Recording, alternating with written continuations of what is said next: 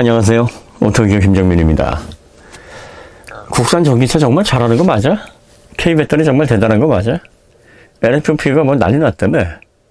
3원계 이러다가 막 쪼그라들고 예전에 소니 베타처럼 시장에서 도태되는 거 아니야? 이게 참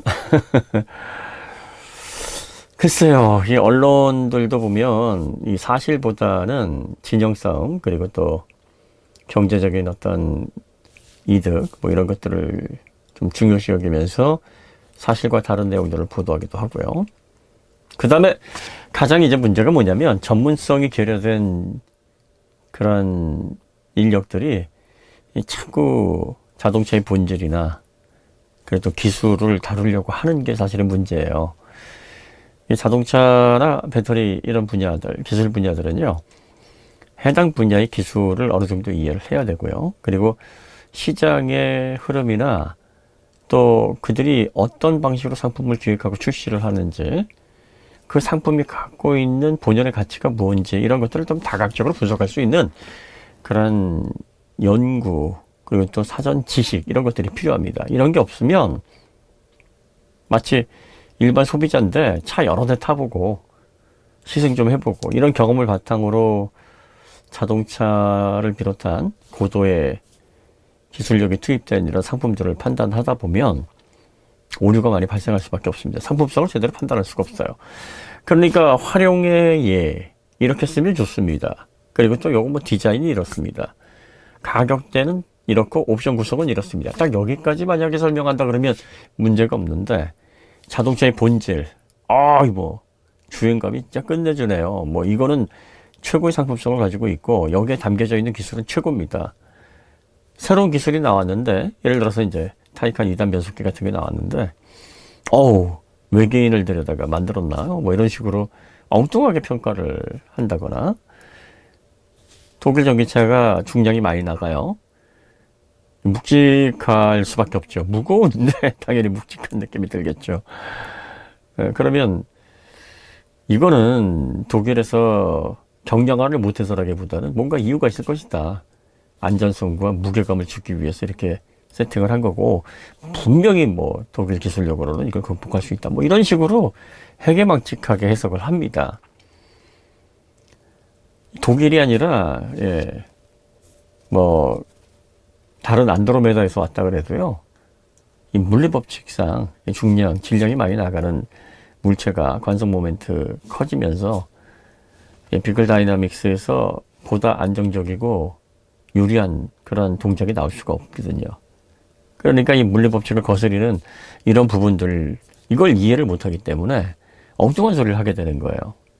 그래서 이런 것들을 그게 아닙니다라고 지적하는 사람들을, 말도 안 된다, 내가 이렇게 얘기를 했는데 네가 뭘 알고 하면서, 에휴 저 무게 경량화를 외치는 저 무게충 하면서 뭐 이렇게 목소리를 높이고, 또 이런 사람들이 한둘이 아니에요.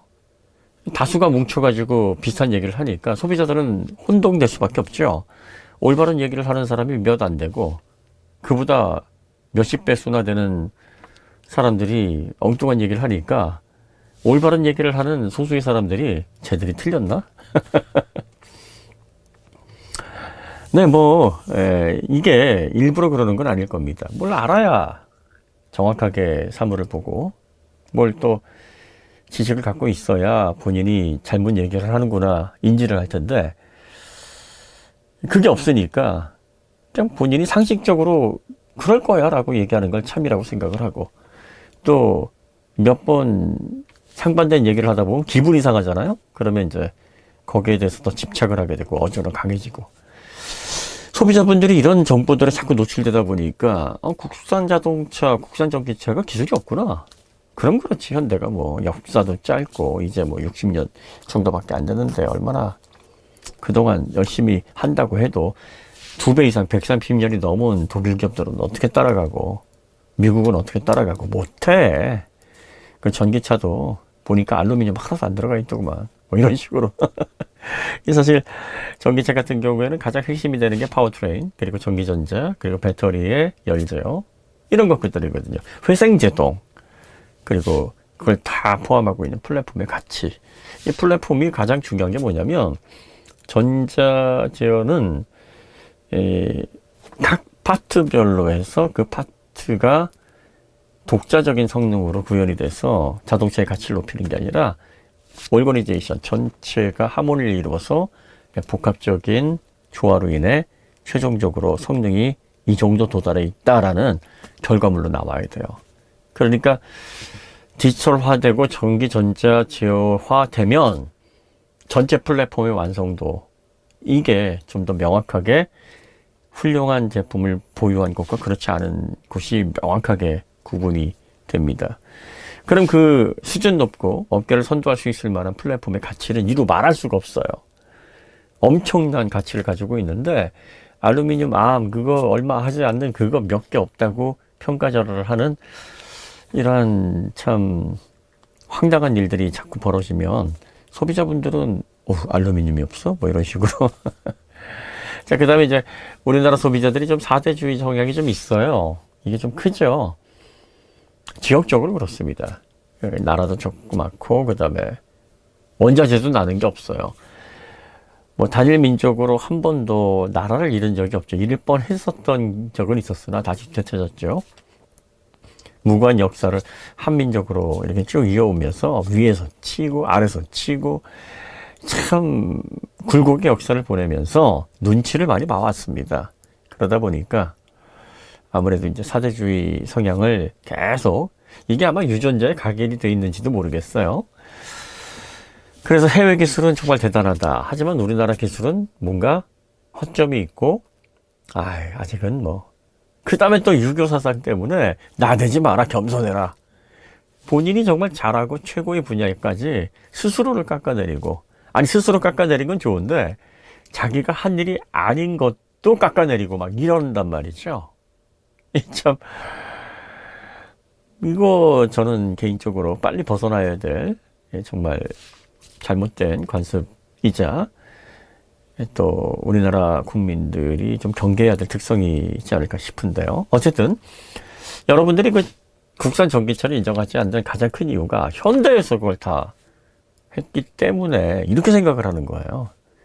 EGMP, 지금의 전기차, 아이오닉 5, EV6 이런 것들이 오로지 남양연구소에서 현대 모든 엔지니어들이 다 힘을 합쳐가지고 독자적으로 만든 오로지 기업의 작품이다라고 생각을 하니까 그럴 수 없다라고 보는 겁니다.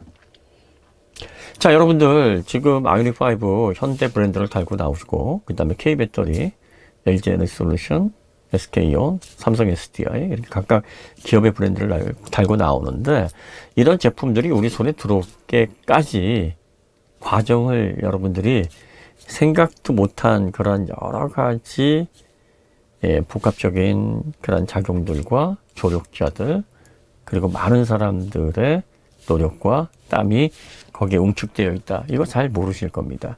우리나라는요 기업들만 있는 게 아니고요. 그 기업들을 지원하는 국책 연구소들이 있습니다. 대표적으로 한국과학기술원이 그렇고요. 자동차 분야는 한국자동차연구원이 있어요. 자, 이런 국가기관들이 뭘 하냐면 기술에 필요한 기초적인 연구와 그 연구를 바탕으로 기업을 지원하는 일을 합니다. 여기에 수많은 전문 분야의 박사님들이 연구한 내용들을 기업에 기술 이전을 하고 특허를 내고 그 특허를 사용할 수 있는 권리를 기업에게 이양하고 그야말로 국내의 대기업, 중소기업, 스타트업, 산업 전반의 수준을 끌어올리기 위해서 엄청난 노력과 엄청난 국민의 세금이 투입됩니다.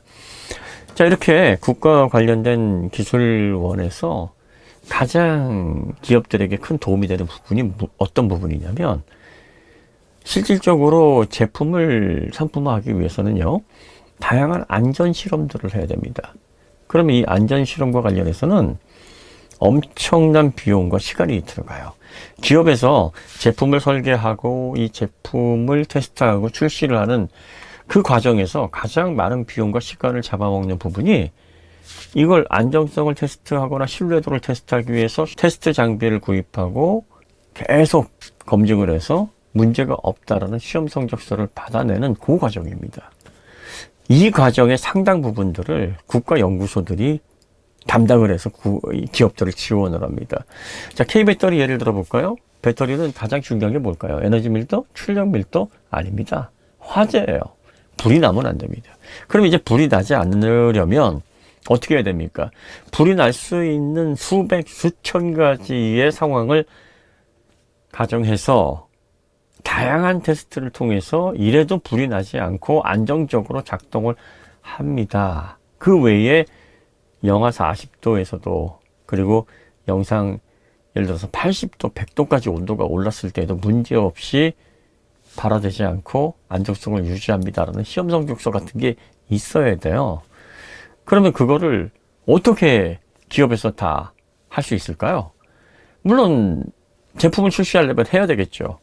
하지만 이렇게 되면 많은 비용과 시간이 소요되기 때문에, 맨아워가 소요되기 때문에 제품을 출시하고 시장을 선점해서 수요를 끌어올리고 대량 양산으로 이어지는 이런 경쟁력을 확보할 수가 없게 됩니다. 바로 국가 소속의 각종 연구소들, 특히 자동차 관련해서는 한국자동차연구원 같은 곳에서 관련된 장비, 이 장비가 안정성 테스트 장비가 적게는 수억에서 높게는 막 수백억까지도 합니다.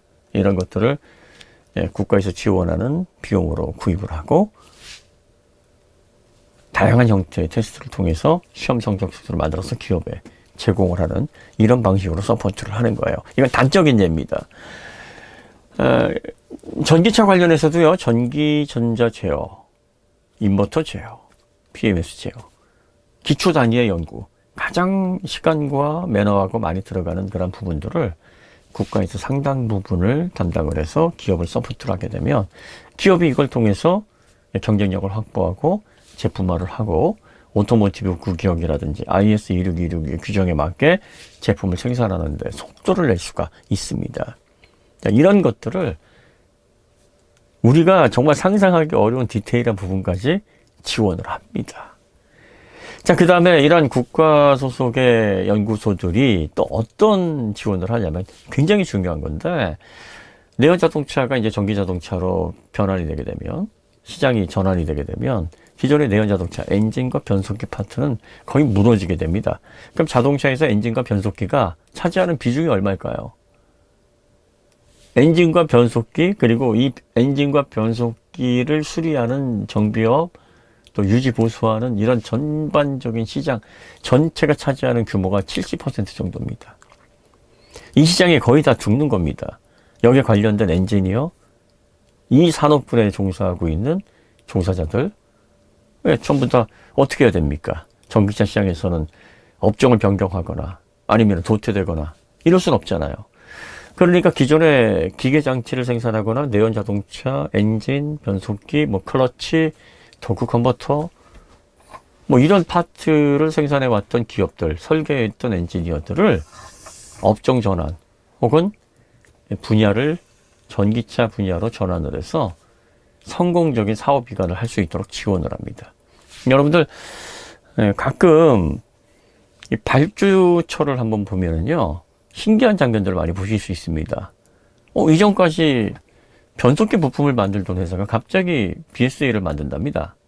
갑자기 클러치를 만들던 회사가 배터리에 들어가는 모듈을 만든답니다. 전기 모터에 들어가는 권선 아니면은 스테이터, 로터 이런 걸 만든답니다. 이런 식으로 저 업체가 이걸 했었었나?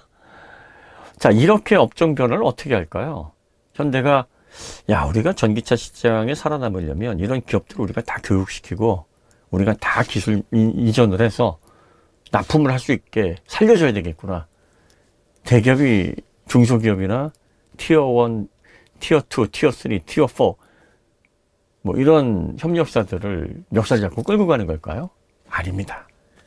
국가 소속의 연구소들, 그리고 그 연구소에 재직하는 많은 박사님들이 그렇게 멱살 잡고 끌고 오시고 뒤에서 서포트를 해주기 때문에 가능한 겁니다.